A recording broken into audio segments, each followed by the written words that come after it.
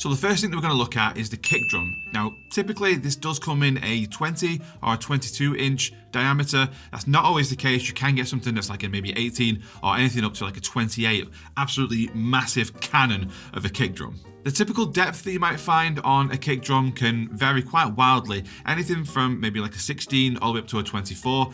If you want to go with something custom, if you can find a drum builder to do it, you can literally go 30, 40 if you really wanted to. Although that would look kind of weird and also not fit in many venues. But just for your reference, the kick drum that I have here is a 22 by 18.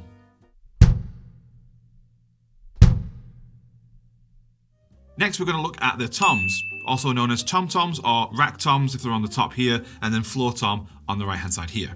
Again, these can vary quite wildly, anything from maybe like a 6-inch little diddy tom all the way up to like a 32-inch gong drum or something ridiculous. A lot of the time when it comes to the extreme side of things, it's kind of like your imagination is the limit really.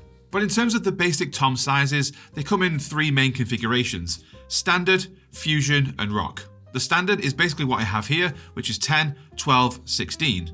The fusion is 10, 12, 14, and rock is 12, 13, 16.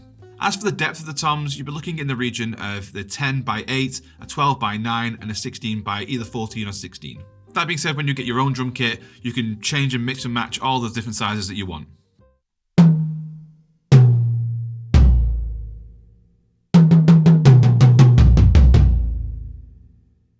Next we have the snare drum, and this too can vary quite wildly. I would say a standard would be looking at maybe 14-inch diameter by about 5.5 to 6 in the depth.